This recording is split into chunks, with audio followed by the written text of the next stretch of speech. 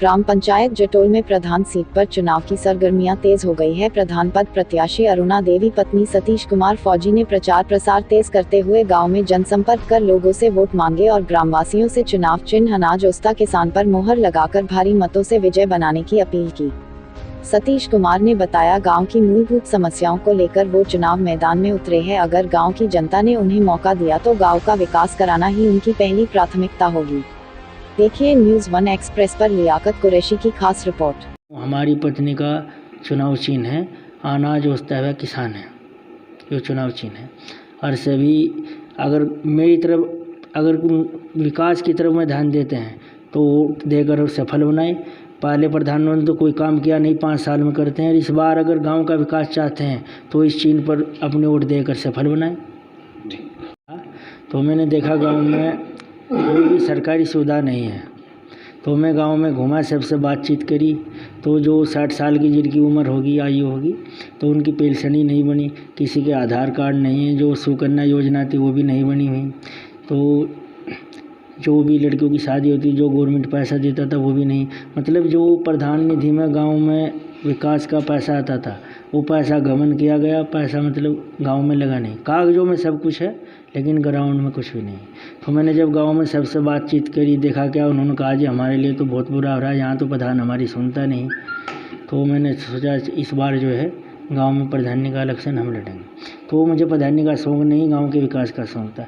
तो जो पहले प्रधान थे, जो पहले लड़ते रहे, हर बार लड़ते रहे, उन्होंने मुझे बैठाने का प्रयास किया। बोला जी आप कैसे लड़ोगे, आप तो फौजी है, फौजी को राजनीति का क्या पता है, और हम तो ऐसे लड़ रहे हैं और आप किसी दलदल में आ रहे हो। मैंने कहा मुझे प्रधानी का शौक़ नहीं, शौक़ है तो केवल विकास का, गाँव के विकास के लिए मैं लड़ूँगा। और वो बोले जी आप हमारी इतनी वोट है। मगर मुझे वोट की आवश्यकता नहीं, जनता का प्यार चाहिए। जब मैं काम करूँगा तो जनता स्वयं मेरे लाड लगेगी और वोट तो अपने आप आ जाएगी। हार जीत तो कुदरत के हाथ में, जनता के हाथ में है, लेकिन गांव के विकास के लिए मैं लड़ रहा हूँ और उसी के लिए मेरा मन में आया है। गाँव में कुछ भी हमारे जो भी गवर्नमेंट ने सरकारी सुविधा दी, प्रधान निधि में, वो हमारे गांव में नहीं। जो विधायक की निधि से आती वो भी नहीं। मतलब गांव के विकास के लिए कोई भी गया नहीं। केवल ये लोग अपना 5 साल में इलेक्शन लड़ते रहे बिजनेस के तौर पर, और कागजों में सब कुछ होता रहा है, ग्राउंड में कुछ भी नहीं।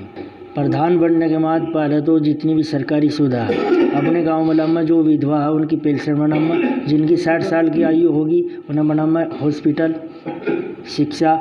हमारे गाँव में जो है सरकारी स्कूल नहीं है, 5वीं तक का है, उसमें भी कोई पढ़ाई नहीं। गांव में बच्चे हमारे उत्तराखंड में झगड़े में जाते हैं पढ़ने के लिए। अपने गांव में हॉस्पिटल, जितनी भी सरकारी सुविधा हैं, बारात घर, क्योंकि यहाँ लोगों के छोटे छोटे मकान हैं और बारात आती है, वो बेचारे कहाँ जाए, यहाँ बारात घर तो है नहीं है। और जबकि गवर्नमेंट ने सुविधा दी है हर गाँव में आप जो है बारात घर बनाओ, लेकिन अगर ये प्रयास करते प्रधान तो हमारे गाँव में सब कुछ मिल जाती। गवर्नमेंट तो बोल रही है हर गाँव में हर चीज़ की सुविधा लो ना। हमारे यहाँ पानी की टंकी है, पानी का टंकी भी नहीं। सफाई में क्या, हमारे गांव में जो सफाई कर्मी हैं डेली सफाई करे जाएंगे, उसे बोला जाएगा जो आप इस गली को साफ़ करो, और उसे हम खुद अपनी आंखों से चेक करेंगे। अगर चेक किया, बढ़िया लिया, तो उसे बोलेंगे, नहीं तो बोलेंगे तुम्हारा काम अच्छा नहीं, इसे काम अच्छे तरीके से करो। तो सफाई पर हमारा विशेष ध्यान रहेगा नहीं, क्योंकि हम देश के फौजी रहे। फौजी एक सम्मानित शब्द है।